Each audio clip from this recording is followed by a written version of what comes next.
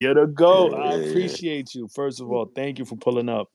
Nah, for sure. You know what time it is, bro. I appreciate you having me. All right, so I'm gonna jump right into it. People are gonna start coming pouring in as I go. Make sure y'all share the space. So, as an intro, you are one of the greatest producers ever. You produced the soundtrack to the turn up to some of our best years. You're a pillar of the greatest drum sound dynasty of the decade. We're gonna get to the drum sound dynasty later. You produce hits like Racks on Racks on Racks by YC.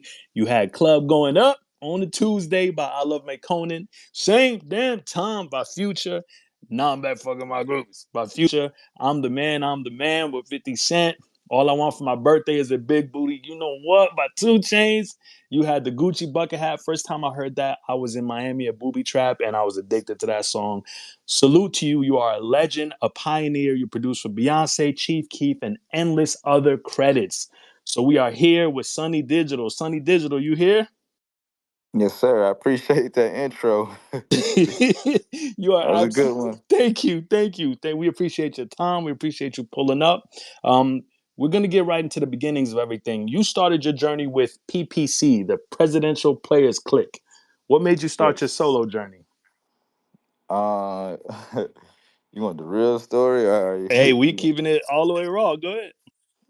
um, nah. So the whole PPC thing was, it was a high school group. You know, I kind of had the ideal of like what I wanted to do early on, but I knew like being in high school, it was easy to take over that. So you know, it was cool in the school and we had the listeners and stuff. So I was like, let me make a group. I wasn't rapping or anything at the time, so I was like, I'm just gonna make the beats for them. And so that's why I started doing it. It was working, and that was the group and stuff for a minute though. And the main member was my one of my homies. And then, well, all of them was my homies, but the main member was one of my homies. But like towards what grade I dropped, like I think it might have been like my last year in school. I had got a girlfriend and stuff, man. And so this is like my first girlfriend. And bruh, she cheated on me with the nigga in the group, bro. Oh my God. Yo, hey, and the shit, I was like, bro, I don't know, like that shit fucked me up. I'm gonna keep it a bean, but that's what kind of put the battery in my back, I guess, though. Cause after that shit happened, I just turned up on everybody though, like on some, not like on some like fuck y'all, but it was like shit, man. My career, everything just went like it just went up. You know what I'm saying? So Wow. So shout out to her for real, low key. yeah, I mean, she cool. I ain't really tripping. I ain't tripping on none of them now. It's like shit, it's easy to look at now. Back then, it was like, dang, that was like, I like, dang, that was fucked up. But now it's kind of, I don't really care. I ain't even tripping. I'm cool with all of them still. Like I ain't even, like I said, I'm blessed now. So Some of the best art was created from women hurting us. So salute to that story. Um, one of your influences, or two of your influences, are Shorty Red and Drummer Boy. What was it about their style that inspired you? um, I think it was like, I don't know. I just always had a liking into like that like deep trap sound, like the little grittiness, and I don't know. I just took a liking into it. It wasn't like when I took a liking into it. It wasn't like I knew anything about music or anything. You know what I'm saying?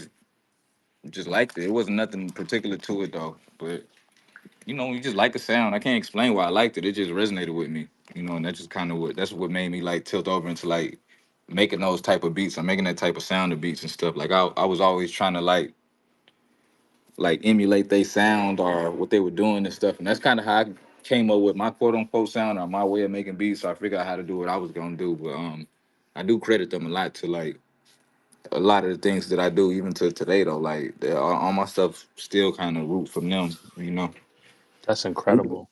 we just Salute to took both of them. we just took what they was doing. You know, not just them. You know, it's a couple more like Fat Boy, Zaytoven, um. It's a lot of producers like that we was looking up to.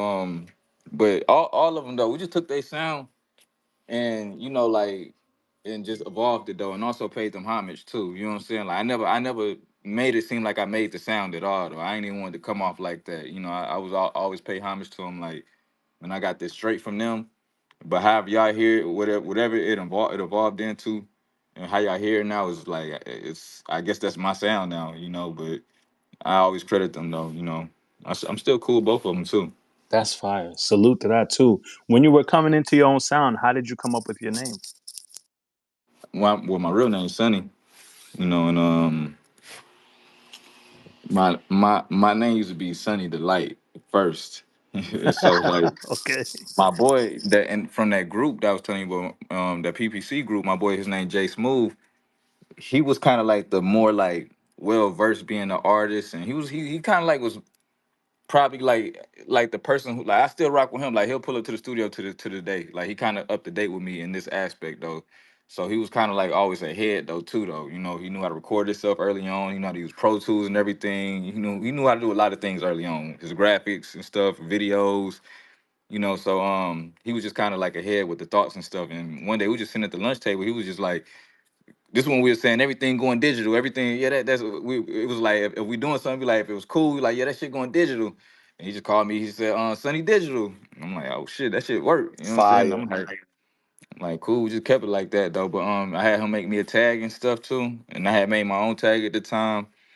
And, it was the ones it was ones before the ones y'all hearing right now though. You know what I'm Okay. saying? But Okay. I was gonna ask you that. It's not the same as the tag we hear now on your beats.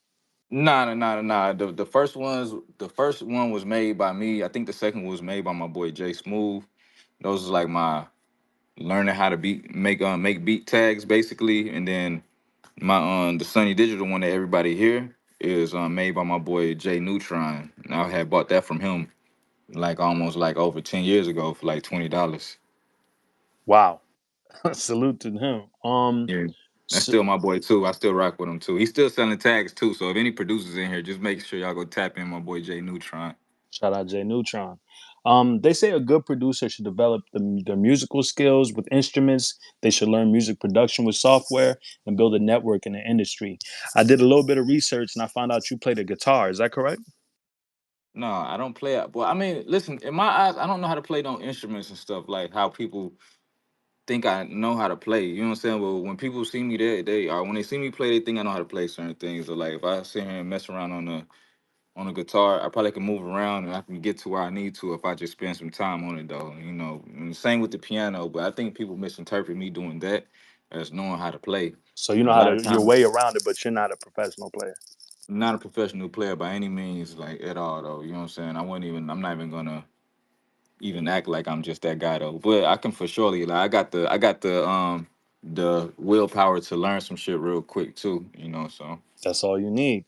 And as far as software goes, is it right that you use Fruity Loops, MIDI keyboard, and an MPC?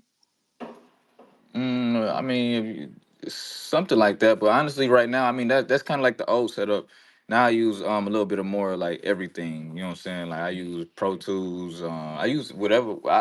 My whole thing, like recently, like within the last couple years, was like, okay, when I go into a studio, I want to be able to use everything. You know what I'm saying? Like I don't want nothing to give me no roadblock or no. It's no reason why I can't make a beat. You know what I'm saying? I can't be sitting here like I ain't got my laptop. I can't make a beat when it's a whole bunch of other little instruments or other things I can use to put something together. You know what I'm saying? So took it upon myself and I learned most of all the programs that I want to learn though. But and all the hardware and stuff like the MPC, I really went in and learned that. And I use a lot of outboard gear too as far as like the keyboards and stuff. So I learned how to use a lot of the keyboards too, like as far as like all this MIDI internal stuff and all these menus and routing and stuff. Just it's fairly easy though. It's a little time consuming. That's it. It's incredible. And you taught that to yourself? I mean, shit, yeah. I mean, I taught most of it myself because I'm a hands-on learner, so I got to do certain things to um to learn it though. You know what I'm saying? So I got to touch certain things. I'm not scared to like really mess up anything because it's an undo button on everything. So I can just if I mess up something, I can always press the undo button. But then when I get to like super roadblocks, I do got my boy Bolo. He's a great person who be telling me how to use a lot of these keyboards and stuff because he's an outboard type of guy. Then my boy C Note, I call him up and he'll show me how to do certain things with the MPC if I get stuck. You know what I'm saying? And they just help me through it though. But for the most part, I'm more hands on and I come up with my own way how to use a lot of this stuff too. Cause it's no specific way of using anything though. You know what I'm saying? You're just gonna find your own way of doing things. That's fire. You mentioned C Note. Some of the other notable producers that you've worked with are Metro Boomin, 808 Mafia, Southside, TM88. I know those are your guys. Do you Yeah, recommend to up and coming producers to do the same thing to get with a group and develop the sound? Or how did you even get in touch with these guys? I mean, we all had a common ground and stuff though. We always trying to like make beats though, but we wasn't trying to step on each other's toes or trying to like outshine each other, or we wasn't doing anything that was trying to push any one of us back. We was just trying to push one narrative, which is I guess the sound and stuff though. But at the same time, we were just having fun, and we can actually hang out with each other. We didn't. It wasn't just. It didn't have to always be about music though. But the music was just kind of just naturally a part of it though. You know what I'm saying? And still is. You know what I'm saying? Like we do it. It's still the same exact way. Like these literally the homies and stuff. You know what I'm saying? I think right now with a lot of people, they kind of getting. They look at like how we are right now. I feel like our how this shit played out for us and think it's just about to be like that off rip though. Like nah, we was in the slums, but we was still having fun though. Like we was working and stuff though. And we wasn't trying to like wasn't tripping about no splits. We wasn't like trying to stop the business. We was just trying to get the placements. We was just working, you know what I'm saying? And just like it was just fun, you know. But I think a lot of people nowadays just kind of like, where my money at? Hey, I just dropped the song, man. It just came out two seconds ago. Where my money at, man? Where my money at? Like, you know what I'm saying? Yeah. Like you know, like it's just too much of that right now though too. You know, it's too much entitlement to with producers too. Like with these new producers, I feel like I feel like you know you kind of gotta build it up to kind of get like a certain respect in this game though. But that's like in any field though too though. You know, like I try to tell people like the music industry ain't no different than like the medical industry and stuff. You're not gonna trust no doctor who just started a year ago versus a doctor who just started or who been in here for 10, 20 years and stuff though. You know what I'm saying? Like it's the same thing with the music and stuff. You know, that's how I look at it, you know, but You're absolutely right. So at the start of the journey, right? Because I want this to be a roadmap for producers. Um, you personally, you with ASCAP or BMI? BMI. Okay, would you say that that's better for producers, or would you recommend ASCAP? I never been with ASCAP before, so I couldn't really give you recommendations on ASCAP or on CSAC or any other thing other than BMI. Okay. But I'm pretty sure everyone got their perks though. You know, I'm super cool with Mike Will too. Mike, you know, Mike got the eardrummers and stuff, and I be talking to him about it too, cause he be at both of the awards, and I asked him like, what's the difference between ASCAP and BMI? I feel like it's really no big difference though because they all doing the same job and stuff, but they all got different perks. Like you know, ASCAP, I think ASCAP pay out a little like I think they might do monthly and BMI do quarterly. You know what I'm saying? Okay. And so that's what I think. I'm not with ASCAP though, but I heard that's what they do. But then actually I'm right here. My thing be with my relationship like with my relationships like though, you know what I'm saying? And you know, it could have been like that with ASCAP too. I knew people at ASCAP, but I knew the people at BMI a little more. And you know, I built a relationship with them like from the beginning. They was with me, so I just always stayed with them, and they always treated me right. Just you know, make sure I'm good, whatever I need. You know what I'm saying? Shout out to Byron and shout out to Catherine. Shout out to the whole BMI staff. But I'm pretty sure ASCAP show that same love to their people too, though. You know, to whoever it is, though. So, like I said, it's really no big difference from what I see, though. But my relationships just lied over there with the BMI people and stuff. So Okay. that's how I ended up over there. And I really do fuck with them though too. I suggest BMI, but I'm only suggesting that because I'm with them and I know Understood. them. Understood. And you spoke a little earlier about splits. For someone who doesn't know what splits is, let's say you're a brand new producer, right? What is a split, and what, in your opinion, is the proper split on a song? Okay, so a split. Let's in just simple terms. We're gonna just talk real simple, dumb down. It ain't. I'm not. We're gonna not gonna get real deep. So let's All just start right. with 100%. Let's say a song is 100%, and let's just say it's an artist and two producers on it, right? An artist rapping, and a producer who produced the beat, and another one that helped on the beat too, right? So the song's 100%.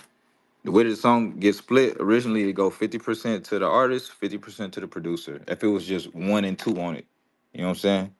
But now that there's three on it, now the artist keep is 50%, but the producers gotta split they 50% though. So if they are cool and they, you know, however they work it out though, they'll just bust the 50% down though. But if it's a situation, let's just say if it's a Metro Boomin and a smaller producer who then came in and helped do something though, it might be he might take Metro might take a 40%, the little producer might take a 10%. You know what I'm saying? Just because the names and stuff, just kind of how I go. Like, but just that just come with like building up your respect in the game though too, to Got it. get your percentage up though, to get higher percentages and stuff though. Especially if somebody placing you in a better position and doing more for you and stuff though, then you kind of gotta give up some though. But your 10% on that song might be worth a 50% of a one song though too. So Right. don't just take it like this is just a small little percentage. This might be a big play. You know what I'm saying? And even 5% of $1 million play is a lot of money still. That's a fact. That's 100%.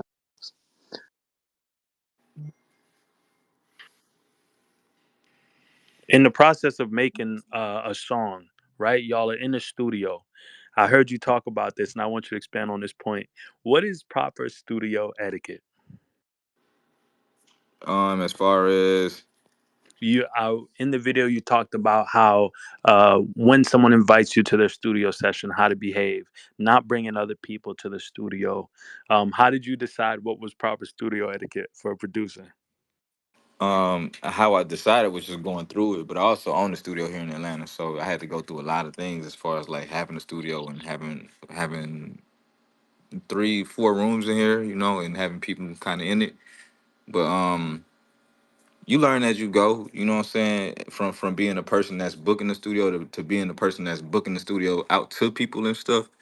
You know what I'm saying? I got a lot of grace in this though too. I got a lot of grace in this though because like I said, I've been a person on the other side too where I was probably breaking a lot of the studio etiquette rules and stuff because I didn't know or I didn't really mind or pay attention to them or I didn't really realize people had to clean up or whatever or do things. So I do understand both sides though too. But after so long though, as being that person though, it's kind of like okay, you gotta now you gotta start learning what you're doing that's wrong and stuff though. You know what I'm saying? So that's why I step in there now where it's like okay, you know, it's so much stuff that comes with the studio. It'd be like everything, like as far as like when I feel like one thing is like studio is about the vibe and stuff, man.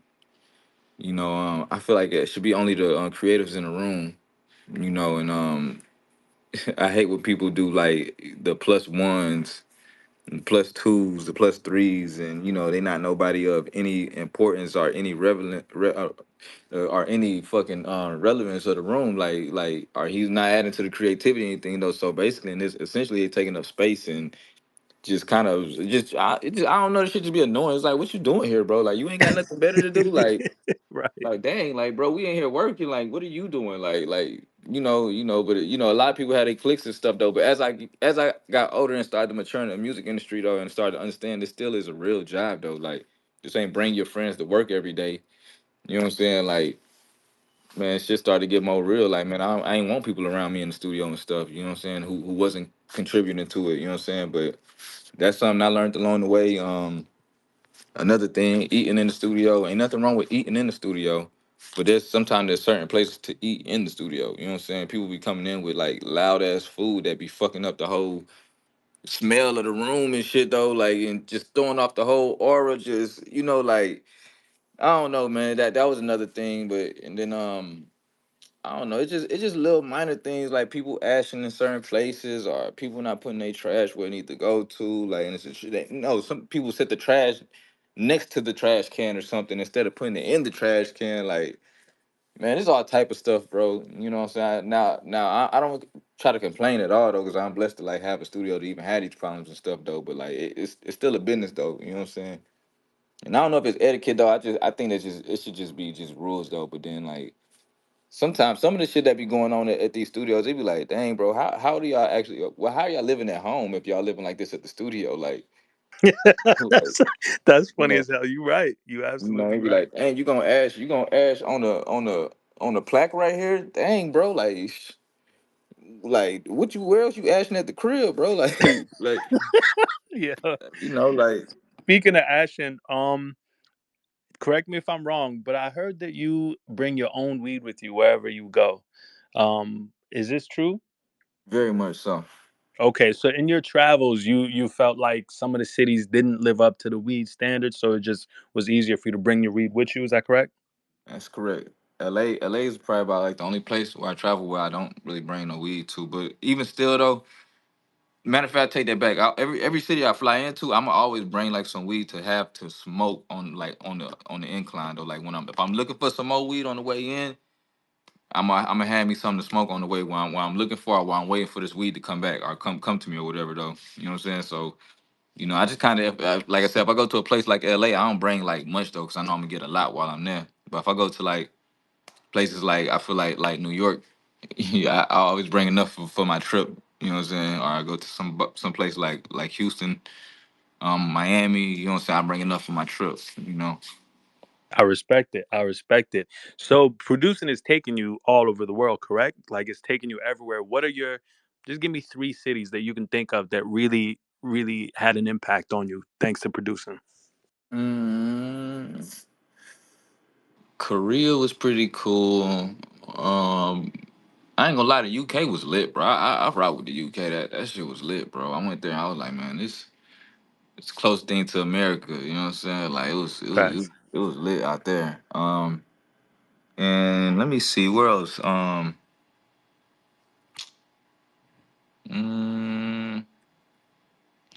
I'm not gonna lie, bro. Korea was cool and China was cool too, though, bro. Like them two places was like very like.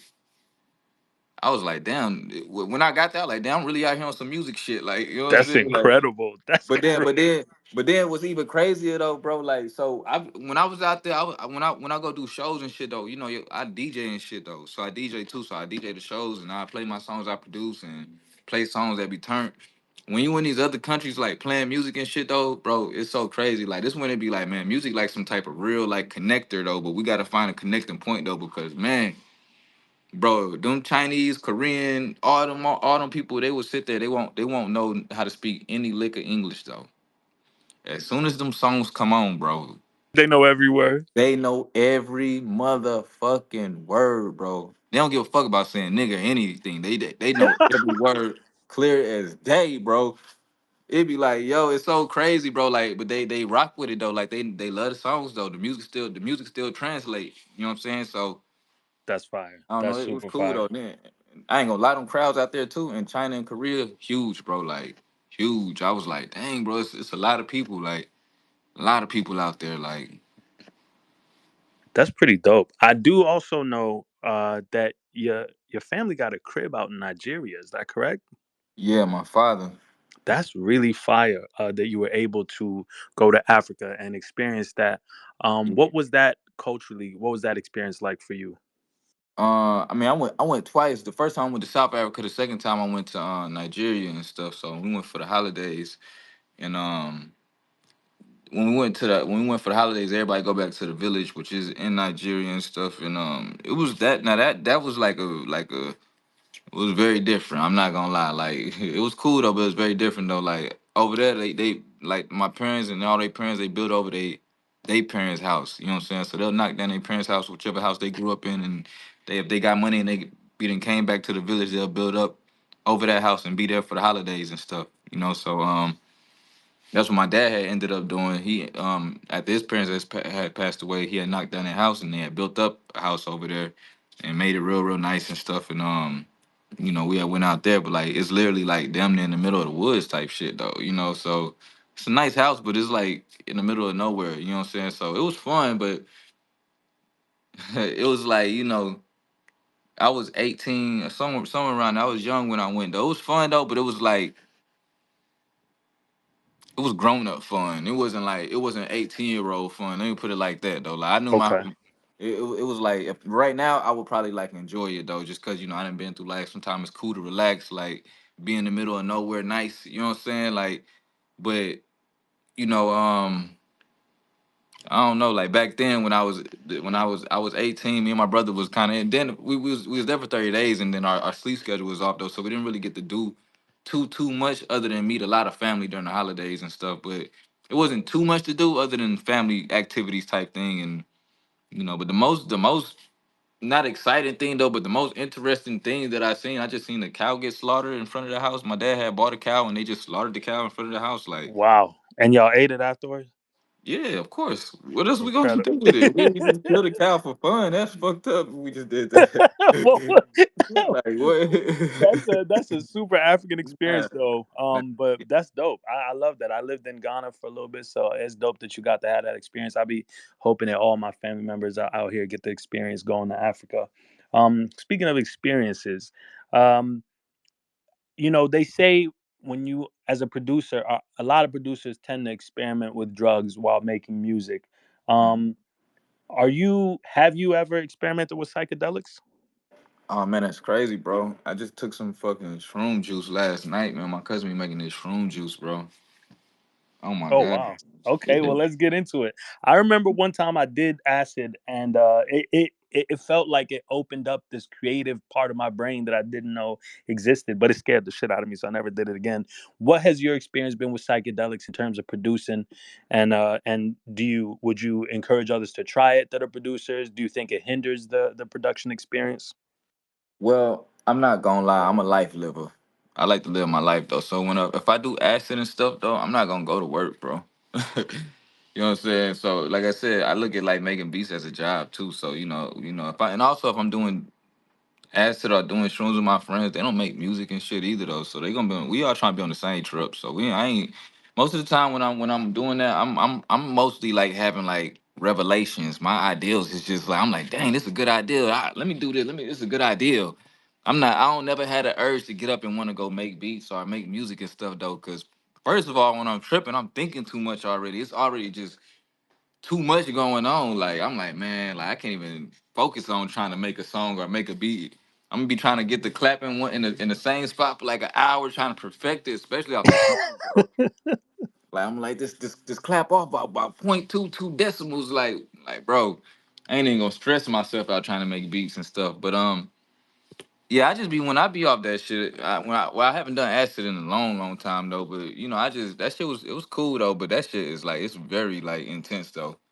You know what I'm saying? Like, especially depending on how much you take, though. But I took some, like, I'll do, like, the micro dosing now, though, because, I don't want to be on no, like, usually on shroom trips, if you take enough, that should be, like, an 8-hour trip. You know what I'm saying? It's hard. You can't even go to sleep type shit, though.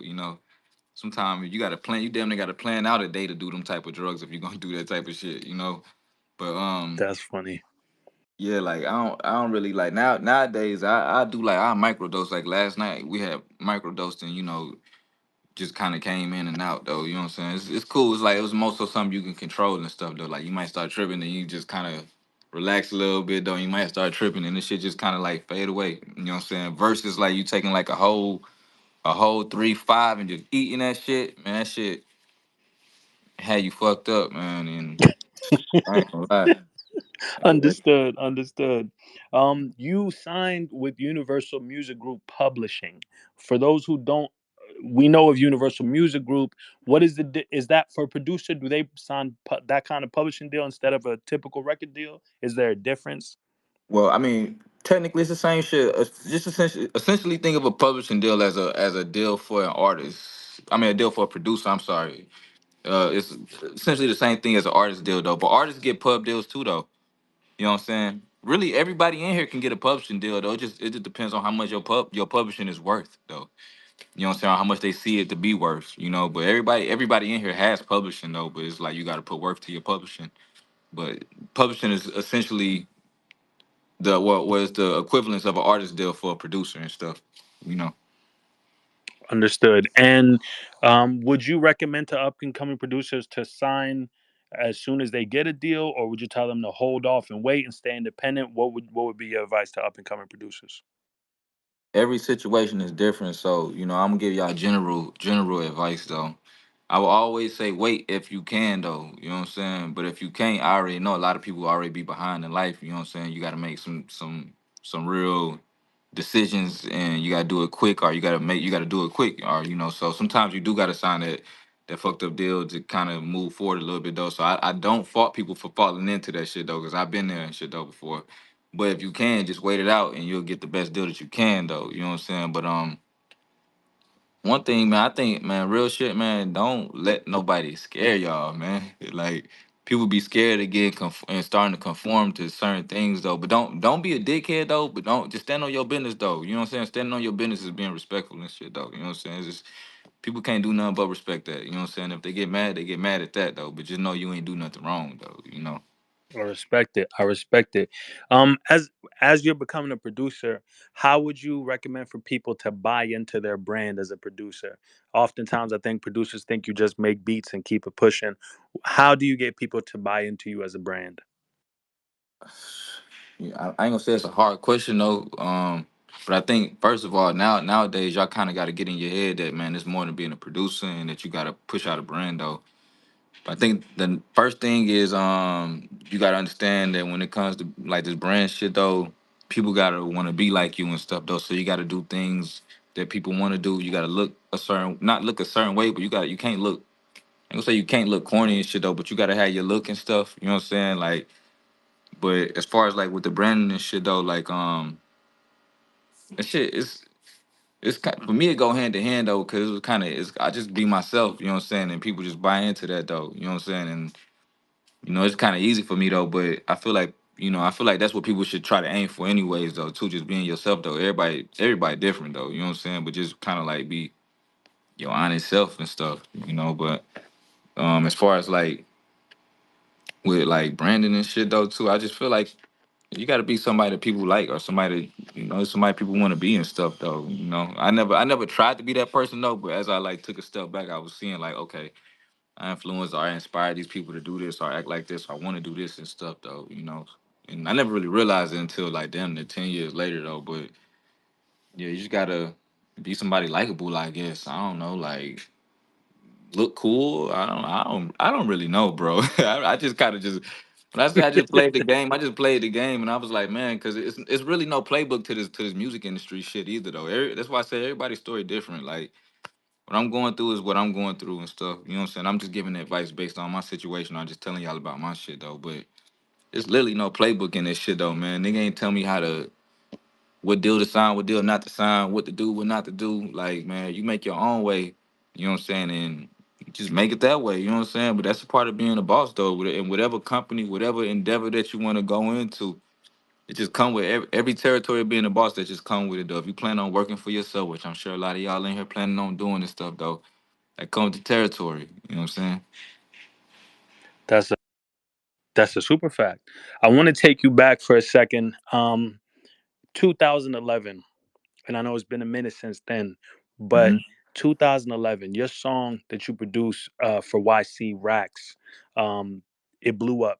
Where were you at in your life at that time, and what do you remember most about that experience? I was staying with Gorilla Zoe, y'all. Y'all remember Gorilla Zoe, man? Hey, man. I was staying at Gorilla Zoe house, man. I had just got out of high school. I graduated. Well, I graduated. I was supposed to graduate '09 and shit, though. I had dropped out a year before, but I got my GED, so I was just kind of floating around and shit, though. And I ended up at Zoe house for a couple of years and shit, though. You know what I'm saying? And so I was just over there working with Zoe, working with Zoe. And then Zoe was signed to Black Entertainment. This how crazy shit be, man. So I really went over there to work with Zoe. My homeboy had hooked me up with Zoe to go work, and we just hit it off, and we just down at his studio just working and shit. Though he was working on he was working on this little mixtape series a long time ago. This is 2011, maybe 2010 type shit though. In February, he was dropping a mixtape every single day. So 28 days he was dropping a mixtape every single day. So I was like, shit, this is my opportunity to get all of these motherfucking beats off that I'd have made before anything. I'm like, this is my golden ticket, nigga. Like I'm getting out the hood with this one, nigga. I don't give a fuck. Like, hey, man, look, man, I sat over there, bro. I gave that nigga Zoe so many motherfucking beats, bro. I gave him damn near every fucking beat I had and shit though. So, nigga, Zoe was signed to he was signed to Black Entertainment, and Black Entertainment had the group. He had the group over there. I forgot the name of the group, and YC was in the group, right? Okay. So what was happening was, I will be at Zoe house and we'll make songs and shit though, but we'll go to a Black studio, which is in the city, and everybody will be over there.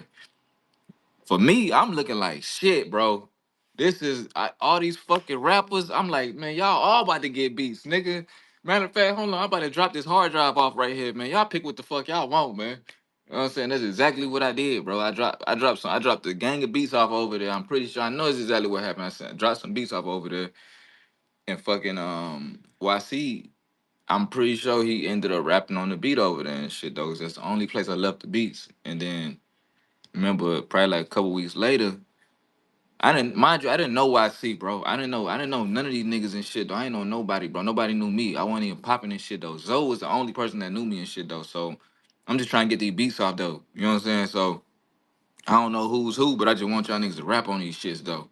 I know it's motion going on over here. You know what I'm saying? So I'm just leaving shit what's happening there though. And then a couple weeks later, that nigga YC was emailing me and shit though. Like I said, I didn't know him though. So since I didn't know him, he was emailing me because he had my number.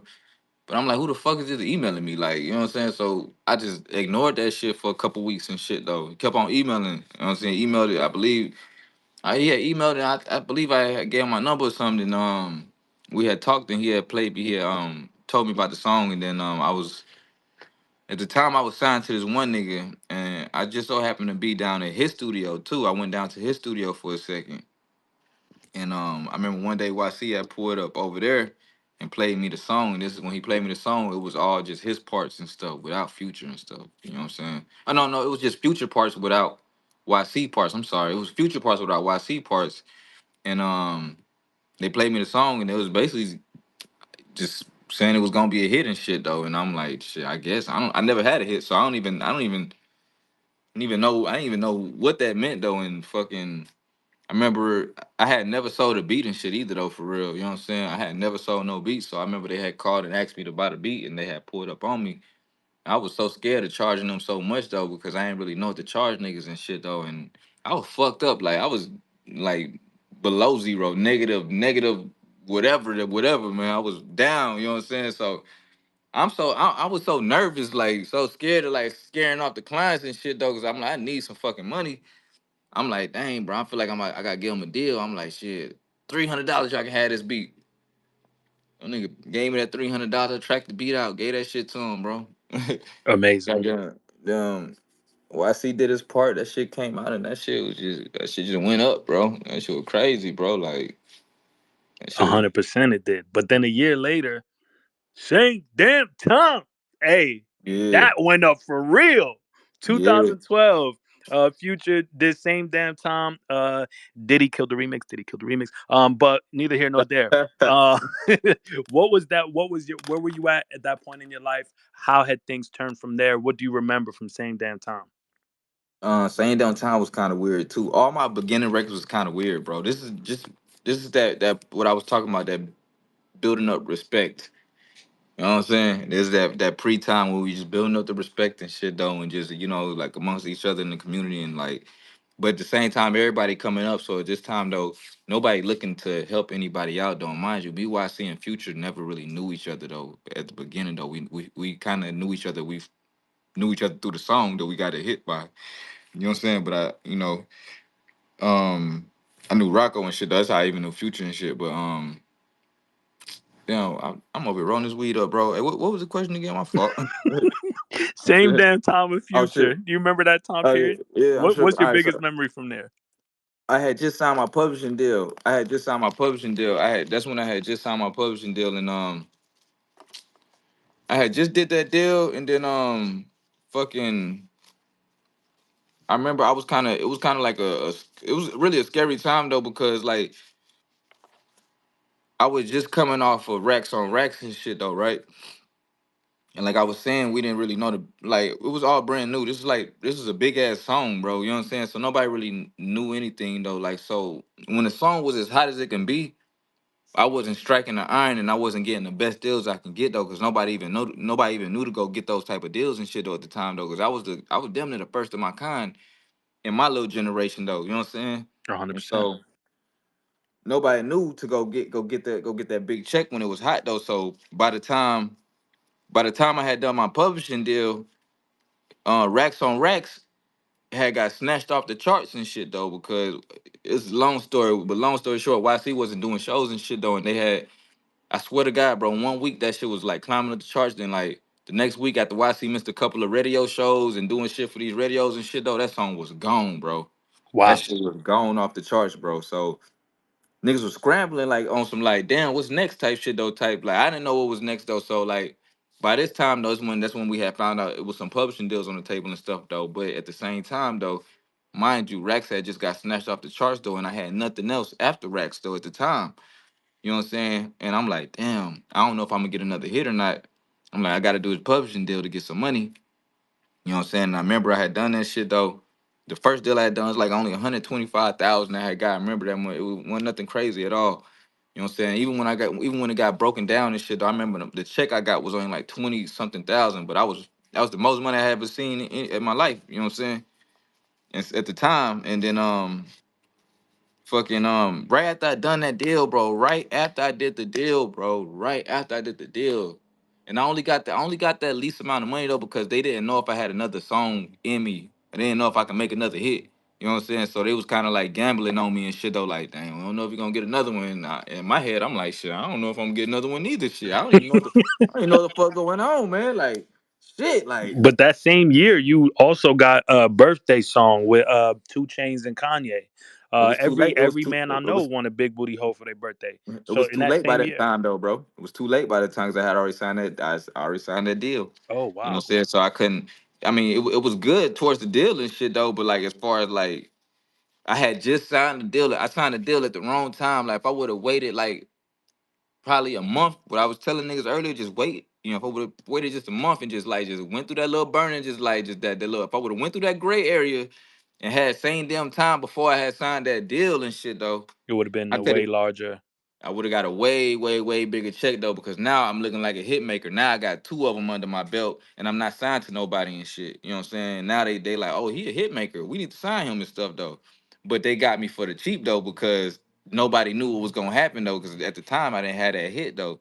But then after I start getting same damn time, now they all happy because they basically hit the lottery. They got me for the low, and I'm bringing in hits and shit though. You know what I'm saying? Like you Wow. said, after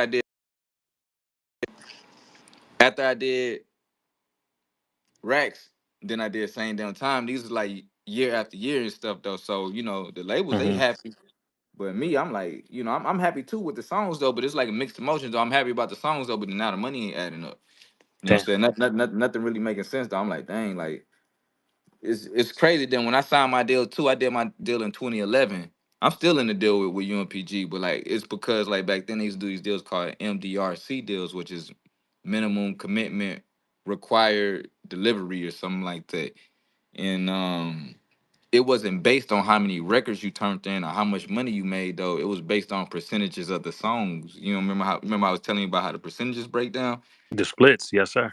Yeah, it was based on how much you earned, how much you owned to that song though. You know what I'm saying? And let's just say your deal was like you had to get 600%, right? And let's just say you getting all these placements though, but you're not getting your full 50%. You might get 25% on this song, might get 10% on that song, little 5% on that song. You know what I'm saying? So you might have all these massive songs that's making all this money though, but percentage wise though, it's not getting close to that 600% though. It's staying in that 85% area. You know what I'm saying? If you adding up the percentages that you got on these songs and stuff though, you know? Got it. Got it. Okay, so then you did reach 2014. You turned around and you helped out a not so known artist at the time, a young man by the name of I Love McConan. His hit was "Got the Club Going Up on a Tuesday," and I'll never forget that song because that came out during my bottle girl phase, and it was a club called Eden. They used to be popping in DC on Tuesdays. Yeah. What do you remember from Tuesday, from that song, and what did you learn from that whole experience? Tuesday was like I honestly didn't think nobody was gonna like none of that shit that we was doing, bro.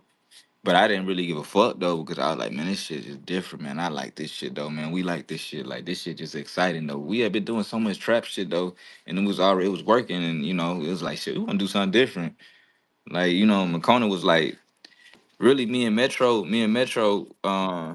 used to really fuck with McCona like on some like we'll see like his videos and shit though before we even knew him and shit though, and we'd be like, yo, this shit kind of fire. Like it's a little different, but it's a little fire though. It's something different, Then shit, one day that Metro had called me and he was like, "Yo, pull up to the crib, pull up to the crib," and we stayed about like 5 minutes away from each other and stuff. So Hopped in the car, and I pulled up over there, and McCona was in that motherfucker just cooling, just chilling, man. It was McCona. I remember TM88 was there. I think I don't know if DJ Spence was there. I can't remember though, but it was like the whole fucking producer allegiance was in that motherfucker and shit. You know what I'm saying? And Damn. so, bro, I kid you not, bro. Like, so we did most of the songs. We did Tuesday that day, the first day we met. We did Tuesday. Recorded that shit, and then we didn't think nothing of it though, cause we was recording all these songs so quick. Like Tuesday was recorded in one take, no cap, bro. The whole song is, well, it's two takes. It's one strip of his main vocals and one strip of the ad libs, bro. I kid you not, it was literally all one take, bro. You know what I'm Wow. saying? So we did about, like, the first day we did so many songs, bro. Cause McConaughey, he would come in and he'll play the keys and stuff like what he want. Then we just go in and like rearrange some shit, change the sound, put some drums on it, and then shit, he'll be ready. You know what I'm saying? And so we was really cooking up the songs, like literally like probably 10 minutes a song. We was doing them shit so quick, bro. We did a tape so quick, bro. You know what I'm saying? We did some that day. Then he came down to my house the next day. That's what we did. I don't sell Molly at my house. And then I don't know, bro. We just working and shit. With the Tuesday record though, when that shit dropped, I don't sell Molly was actually the one that was going up though. You know what I'm saying? But I feel like I don't sell Molly kind of hit a ceiling though because of what it was telling them, what it was talking about in the song. Right. Um, and I feel like at the time, we was kind of making this one, we was kind of making some noise and stuff though still. And I don't know, Drake had reached out to me on some like, he had called my phone, and I ain't recognize the number. I ain't really know Drake either though, but I don't we wasn't like not cool, but we wasn't like cool type shit though. But I didn't know him at the time though either though, so I didn't know his number when he called. And when he called, he asked if he can get on the song and shit. On, in my head, I'm like, hell yeah.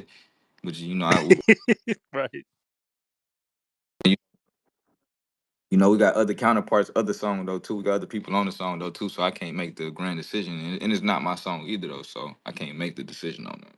So I called McCona and asked him, and then McCona was like, hell yeah, and Metro was cool with it too. So And the rest is history. yeah, that shit came out. That shit was crazy, bro. One of the pillars in our community in battle rap, who has done amazing for female battle rap. Her name is Dejan T. She's in the spaces now. She has her own league, and they got an event coming up. Dejan put that event in the jumbotron so we could promote. But she did as soon as I announced that I was going to interview you. She said, "Let him know that his version of 'I'm the Man' is the only one that I acknowledge." Walk us through Walk us through what happened with I'm the Man. And I do recall 50 Cent releasing a version in 2016. Tell us about what you remember of that experience. With I'm the Man, I be trying to tell people, if you go to YouTube right now, type in Sunny Digital, I'm the Man, it's gonna pull up the original version though, so people can kind of catch a reference of what it was. You know what I'm saying? But originally, I made the song for myself though. The song was my song, and I had put it out. I remember it was like one of the very first songs I had put out myself as an artist, and I put it on SoundCloud, and I had it out for a year. You know what I'm saying? And I think that might have been, I can't remember what year I put it out. I had it out for a year, and it was doing good though. But like, this is like when I was like doing my, like, going from like from a producer to an artist in people's eyes. And so, when I put it out, all the blogs was posting it up. They was like, "Yo, this is a great song." Blah blah blah woo woo, but but they still was treating me like a producer. So it was like, I'm like, I just got to work through it. I'm like, it's cool. I wasn't tripping. But it's like, but I was like, the problem I was having at the time was I didn't know if the song was good or not though. They were saying it was good though, but I was like, okay, they not really like sticking like that though in my eyes. And so boom, I got the song out. And mind you, like I said, I had worked on this song for like a week or two, man. I had called people in to help me do this shit though, but it was a song strictly for me though. It was something about like me and what I was going through and all this shit though. So it did mean a lot to me though. But what happened was I had it out and it was just sitting on my SoundCloud for a year, just sitting on the SoundCloud for a year. And then 50 Cent, like somewhere in between that year, they had reached out. They was like, "Yo, we like this song," and I was just like, "All right." I ain't really know what to do with that. I'm like, "All right, cool, like shit, appreciate it." Like, you know what I'm saying? Then they end up coming out to Atlanta, and it was like, pull up to the studio. All the producers was there. It was me, TM, Zaytoven, London on the track. Um, I forgot who else was there. You know, basically just walked in the studio and we was all playing beats and shit though. Young Buck, and this is when all of them was still cool. I think Lloyd Banks might have been in there. Tony Yayo was in there for sure. He was playing beats, they was picking shit out, and then they picked out a couple of beats, and then after we left, they hit my manager. It's like, bro, we want the On the Man song, bro. Like shit. In my head, I'm like, man, this shit been out for a year. And I don't really give a fuck. Like shit. Like I'm pretty sure 50 gonna put it in the show. Like, but I told him the only thing I said, this is the only stipulation, bro. Cause I gave him a great deal on this shit though too, but it was like a good deal for both of us though. I ain't charge him high for the beat, and he independent too, so the money come right back. You know what I'm saying? So I ain't charge him high for the beat though at all though. But I had told him just keep me on the original version as a feature and stuff. You know what I'm saying? Which they agreed to. So so when I had got my plaque, I just wanted. So when I got my plaque, it said my name in it instead of saying anybody else's name and stuff. That's So fire. um that's essentially what happened. Then we did that, but then after he did that version, he did the one with Chris Brown, which makes total sense. I'm not mad at it. I'm like, I love that shit though.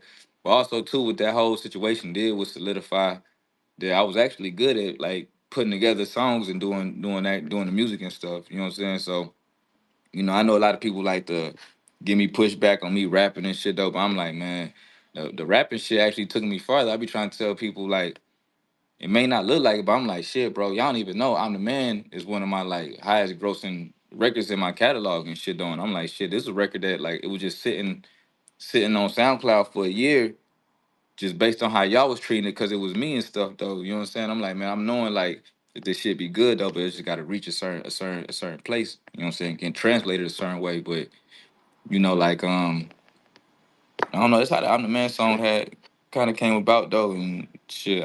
I salute 50. I fuck with 50 heavy, man. Like, I like him, man. That's my boy, man. Like I salute him, man. Like I said, that's one of the highest grossing songs in my catalog. Like one of the higher ones though, for sure though, and because I produced it too. You know what I'm saying? I made the beat, Amazing. and I did the writing on it too, technically now. So Amazing. you know. 2018, Stargazing with Travis Scott came out. I took my daughter to her first dance. She's in the fifth grade. My fault. Fourth grade. No, fifth grade. I'm tripping. Fifth grade. And the kids were dancing to Travis Scott songs, and I realized Travis Scott got the youth. Stargazing is an incredible song.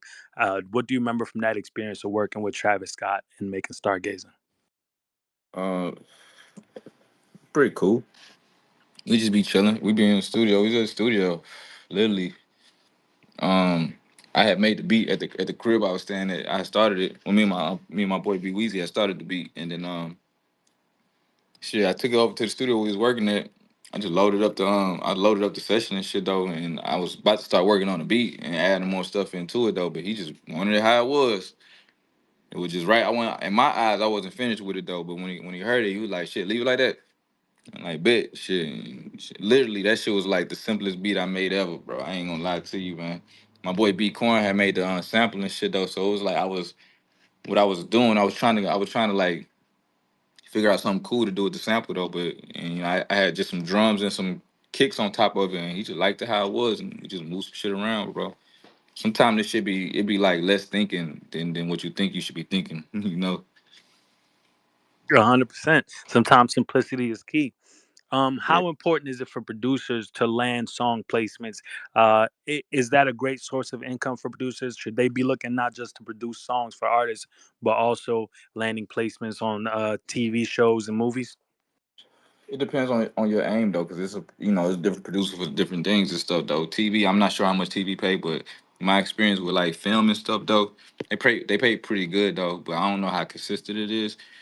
But I kind of if you got the opportunity to do all this stuff, I definitely like say you should do it though. But as far as like with placements and stuff, that's definitely like one of the pillar things that you should be doing though too, trying to get placements though. But even as far as like with placements now too, I think people should start looking like more like probably taking a little less on the placements and probably looking at like the masters of the song and see if you can get some of that.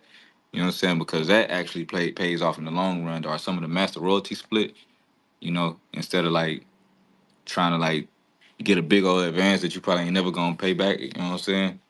But I feel like placements they very important. But I feel like if you can be all around the board though too with like getting movie syncs and TV syncs and stuff though too. I feel like that's a great source of income too. So I feel like you can be all around. But one thing I do tell people to, well, producers to do though too, as far as like with artists is look into building up your own artists and stuff. You know what I'm saying, and kind of like go up that long route and stuff. It'll pay off in the long run. I tell people to kind of like look at a lot of the artists like right now, like that like and the producers they work with and stuff. A lot of times these two people started like at the very beginning with each other though, when they were like you didn't see them how they was today and shit though. So they had to see a little. They had to see it for themselves that it can go farther than that though. So like like I be telling people to start at your level and stuff and build it up together though, because that's what a lot of this shit is today that y'all see though. But y'all see it for what it is today though. But a lot of this shit started a long, long, long, long, long time before y'all seen it though. That's real. That's super real. One of the big major platforms right now in entertainment is people streaming. You got people like Kai Sanat, Duke Dennis, and various other people streaming. Even in our community in battle rap, we got Doctor, battle rap Doctor, DOCQTOR. He's got his stream platform that he started. Will we ever see producers doing more streaming and kind of letting us see hands-on experience of y'all making beats and things like that, or do you think producers would not be into something like that? Nah, I do it. I actually stream. I stream a lot, but like they don't push out nothing but the negative content on here about Of me and shit. course, of course. But, when I post up the informative things, I know that people would love to come to. They don't really push it out though. But I be on Twitch a lot though. You know what I'm saying? I be on there. And people want to see beats. I let people play their beats, watch people music videos, listen to their songs, whatever. But it is it's something over there. But we got to kind of herd everybody over there though too, because it's kind of hard to take people from one social platform to another one though, unless they like just totally intrigued with you though. You know what I'm saying? So like streaming though, twitching them. A lot of them people on Twitch is on Twitch. You know what I'm saying? A lot of people that's right here where we at on Twitter is on Twitter, and they get all this shit from here though. You know what I'm saying? So it's kind of hard to kind of shift people though. But yeah, I definitely do it though, and it's definitely a niche for it though over there though. And I encourage people to do it though too, especially the new and upcoming producers though. I feel like y'all got a better shot at like getting a newer audience than I do. You know what I'm saying? Like right now, I'm just trying to herd over who I got though. Right, and for a newer producer, you can just herd up a new crowd over there. 100%. You started your journey as an artist, um, and I want you to give us a little bit of game on what's been the difference for you. I remember you releasing Black Goat Two. You had hella albums. What's the difference for you on your journey as an artist versus as a producer? Man, I can't really tell you. It's a difference to be honest. Though. I be trying to stress to everybody the way I kind of look at music though, which I be kind of like getting irritated with people though. Is like, man, listen, I got a microphone over here. I know I'm a professional at this shit. I know how to make music. I don't really like look at it like I'm doing anything different. I be like, if I get tired of rapping, I go make some beats. If I get tired of making beats, I go rap or something. I'm just trying to make music and be creative though, in whatever aspect it is though. You know what I'm saying? Cause shit, to me and for me though, it's just always paid off though. So it's like, like I don't really look at it no difference though. I just look at it like just being creative, just making music though. So even when I'm making fucking songs, I might hear something, I might want to make a beat or some shit. I don't know, man. This shit just like I said, it's just for me, like I didn't. It's like it's just creating, bro. As long as we can create, get something out, like that's cool with me. You know, I don't That's care if I'm rapping. I don't care if I'm rapping or not. To be for real, shit that's ain't really. that's fire. You don't. It sounds like you don't got too much ego about it. You about the creative process. Yeah, I'm always about the creative process. I know sometimes it come off as some ego shit though, but nah, it's just people don't be getting to hit my tone of voice when I be saying certain things and when I tweet or say certain things over nah, like I'm just chilling for real. What's your top five producers all time? No Top order. No order. So no pressure. Shawty Red for sure. Boom. One. Go Drummer Boy for sure. Boom. Two. Go Zay Togan for sure. Oh, so you just keeping it regional? That's who I came up on. Let's go. You Okay, okay, know what okay. I'm saying? Three, three. Let's Um, go. I'm gonna get Manny Fresh one. I fuck with Manny Fresh. Mm. Um, Kanye West. Wow. Wow, you got a chance to work with Kanye and some of these people. Who's your favorite person that you've or favorite experience that you've had working with people as far as artists go? Travis. Oh yeah, because it's such a chill environment, or what made it so special for you?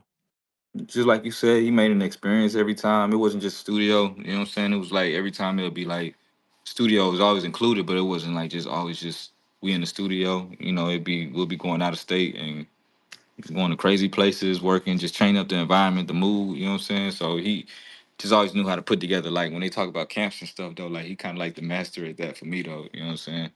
Like he know how to put together a camp and bring together all the right people and stuff. That's fire. You also work with Beyonce. Did you ever think you would work with Beyonce one day, bro? Nah, that wasn't in the playing cards though, but it was kind of weird. I wasn't never in the studio with her. I don't want y'all to get that like anything like misconstrued, dog. But the way it happened though was um I forgot what song was out though. Oh, it was around the McCona time, I believe, when I was working on McCona stuff. Polo the Don had reached out to me and stuff. You know, Polo the Don real tapped in with like, you know, the like just how we tapped in with our generation, he tapped in with his generation, which is like Jay-Z, Beyonce, Timberland, all them people and everything though. So, you know, he be tapped in with our generation. He like the plug between, you know what I'm saying? He one of the ones too, no cap. But I had went over to his studio.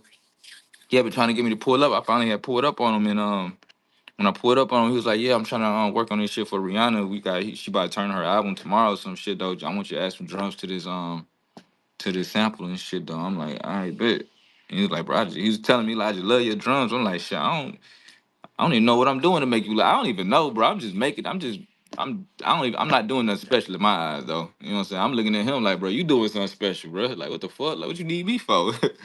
You know what I'm saying? So, nigga, I had we had made the beat and the same because we had to do it that same night. So I did it right there and then left it with him and then I guess he had sent it off to Rihanna and shit over her album had closed and they had end up sending it over to Beyonce and shit though and she ended up using it and that's how that came and then shit that was that for real. Like it wasn't nothing crazy. Like it wasn't like my biggest record or anything though. It was just kind of like it wasn't even like I said that shit wasn't even in the playing cards. Like I ain't even expect it. You know what I'm saying? Like it was cool. It's cool though. But I ain't expected though. That shit was cool though. That's incredible. Listen, I want to take this time to tell you that you are a legend for our generation. You're responsible for part of the soundtrack of our lives, and uh, I know it's a lot of hate out there, it's a lot of BS out there, but don't forget the love. Don't forget how much love the culture got for you. As soon as I announced that you were somebody I was going to interview, everybody was hitting me up, telling me, asking me stuff, and saying I had things I wanted to tell you. And I got somebody in the building. I'm not sure if she's still in here. Trina is not here, but she was from Pittsburgh, and she said that you had worked with some people from her area. I think it was Johnny Walker. She said the name. Does that ring a bell? Jimmy Jimmy Wapo. Jimmy Wapo. You remember that in Pittsburgh? Yeah, that's my boy, man. I fuck with Jimmy Wapo. That's another thing. I be trying to tell people like that's why I be like, man, some of the hate online. I never get none of this hate offline or in real life though, but online it be like, man, a lot of people just don't be seeing like they don't be knowing, but like, man, I really be fucking with like the people on the way up though. And Jimmy Wapo was one of them people, like he was on the way up, and I'm like, damn, I really fuck with him, like, you know what I'm saying? So I just tapped in with him and shit though. We were just working heavy and shit, you know. Like I just believed in him and shit, you know. And then you know, he got killed and shit. So it just kinda like just slowed up everything. But for some reason, people thought that because at the time me and him was working on a mixtape before he died and shit though, the Jimmy on Jimmy Digital. And they thought I had all the records and stuff, but I never had none of the records and stuff. I never had any of the records and stuff. So I was like, they thought I was holding records and stuff for a minute. I'm like, nah, it ain't made no sense for me to hold no records. If it's up to me, the records will be out so we can all make some money off of them though. You know what I'm saying? Like, and just have them out though. But shit, that's what made most sense for me though. I'm like, I'm not the person to hold no music. I'm the wrong person to even think that. Like, if I had some music and I know people want it, shit, we dropping this shit, man. You know, so. But I ain't got the songs. I never even. I think I might have heard something. They might play something for me though, but I never. Never actually happened in my physical possession though. But yeah, rest in peace, my boy Jimmy Wapo, man. Rest in That was peace. Rest in peace. There's a we in battle rap we have a few battlers who make some great music. One of the guys that I want to highlight is Trufo. He's from Chicago, and Chicago has a battle rap event this weekend, March 8th. That's going to be streaming on YouTube for free. Definitely got to tap into that. It's called Cold Day in Hell 2. You can go onto their page and watch that. Salute to Chicago. But Trufo works with a producer, and his name is Doc the Mindbender. I can't see him in here. If you're in here, Doc, send a request. But I wanted to have him come in and kind of speak on what he's doing. I can't see him in the request, but send a request if you can, Doc. But for new producers, what would you tell them? What advice would you have for them? And would you encourage them to reach out to you and build a relationship, or how would you want them to go about that? First of all, man, new producers and artists, stop being so sensitive, man. You know what I'm saying? Like everything isn't good, and art isn't just art, bro. You know what I'm saying? Like you can't just go in the studio and just be like throwing some shit together and put it out and just be like, well, this is my version of art. Like, nah, you gotta put some effort into your art, man, for it to be respected at the level that you want it to be respected and stuff though. So if somebody say your shit whack, man, or somebody that's professional say your shit ain't good, man, maybe you should probably listen, man. You know what I'm saying? And not getting your feelings and be like, man, this is just my art. I understand it, but you know, it'd be like, man, you ain't about to let no new doctor just perform his art on you, bro. Like, you know what I'm saying? You gonna want that 10-year vet doing the job on you. You know what I'm saying? Like you gonna listen to him. You know what I'm saying? Like, so it's the same thing apply though. But I think like with the newer generation and all these and everything that's coming in right now, just if y'all take that out though, and if y'all actually listen when people tell you something ain't good, y'all will start getting better at the things people say that y'all ain't good at. Instead of goddamn honing in on something and just keep making it worse and worse. You know what I'm saying? So that's the first thing though, and that goes along with just cutting out the ego. Cut your ego out, bro. Not that big yet, bro. You are in a big bowl of goddamn crabs right now, bro. You know what I'm saying? Y'all cut the egos out, man. You know what I'm saying? Once y'all do that and start working together and stop trying to go against the people that came before y'all, things will go and start moving a little more smooth in order, and all that gatekeeping that y'all feel like is going on, the gates will start opening up for you. You know what I'm saying? And so, you know, I feel like that's just something that these newer producers should understand on. Y'all should work together though, and I feel like another thing too, stop doing them burnout things where y'all making 1,000 beats in one day and shit, or making these beats like just a mass production and shit though, man. That shit never is good though, bro. It just turn you to an AI producer and shit though, man. You know what I'm saying? Get creative if you're gonna be a real producer and stuff though. You know. But that's really all I got to say to the new producers, I guess, unless you got a specific question for me. No, that was fire. Sonny Digital, I appreciate your time. I appreciate this opportunity. You are a legend. I just wanted you to pull up and get your flowers and understand that we root for you. We want to see you reach the highest of highest heights. It's always love here. You inspire us as a creative, and I sincerely appreciate this opportunity, Brody. Man, I appreciate it, brother, for real, man. It should be love, man. It was one record that you forgot though. I thought you was gonna mention. Oh, go ahead, talk to me.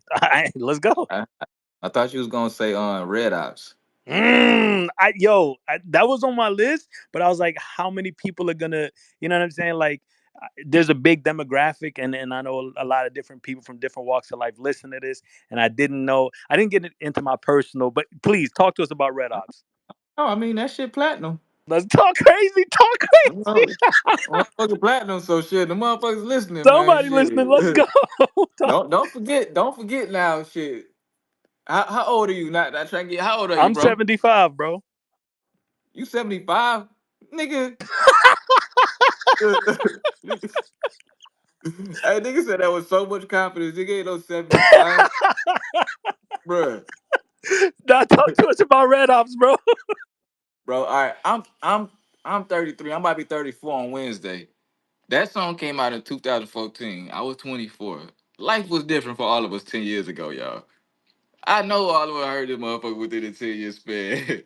Everybody listen to that shit, man. I know it, man. Everybody that's saying, if you know me, you know that song, man. But You know, a lot of times too, it's a lot of songs that people don't know I did though, because it was a little phase when I didn't put my tag in a lot of songs either though. So that was one of the songs where a lot of people didn't know until like later on down the road that I probably produced that record though.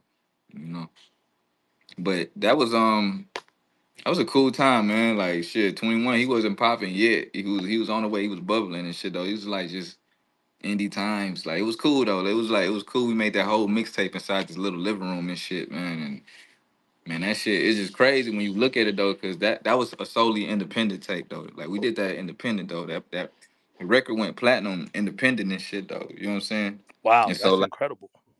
yeah, and then like just imagine like that's why I be telling people like man, like work with them people on the way up though, cause y'all that independent shit, man. When people don't own your shit, you make a lot of money, bro. You know what I'm saying? You make a lot of money when it's just when you actually making money from your actual records and shit though. Like from you making money from these shits though. It's a lot of money there, bro. Especially like if you got a platinum record and shit, or a record that's doing good, you know. That's why I urge people, man, dude. Fuck the upfront money and shit, though. You're gonna need some money 10, 20 years later, man. And them goddamn master checks are gonna be the ones that's gonna keep you floating and shit, though, for real.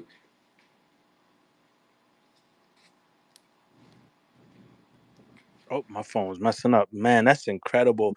So to y'all up and coming producers, stay independent as long as you can. He told y'all before he signed the deal, he would have waited a little bit. He's telling y'all how much money can be made from successful independent records like Red Ops.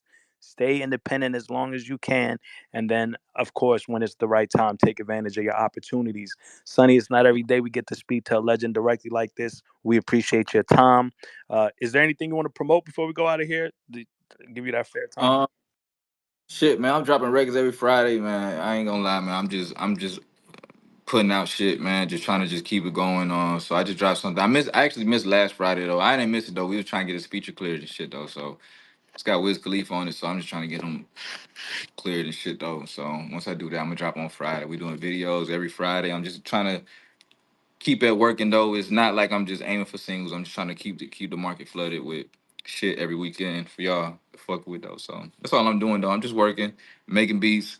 If any producers do want to reach out to me, y'all come and just hit me up. More so, go to my Twitch when I go live. Y'all make sure y'all tune into that. That's very important right there. If y'all wanna get y'all beats played, y'all music play, y'all music videos, you want me to check out any of the shit, man. I do that all over there. I do that for free for a long time. I'll be on there for a minute though, you know what I'm saying? But only thing I ask is do not be sensitive. My Twitch is Sunny Digital. Everything's Sunny Digital. I appreciate everybody coming through today, listening to my story. I know sometimes this shit be getting boring. It be getting boring to me to tell these stories sometimes. So I don't know how it is, but y'all. But I appreciate y'all listening to my story. And y'all go out and go do something. Y'all be successful, man. Whatever y'all do, man, press the green light on it, man. Stop doubting yourself, man. You can do whatever it is that you're trying to do, man. I promise. On that note, we out of here. God bless you and God bless your family. Sunny Digital, the GOAT. Get it, man. Appreciate it, brother. Peace.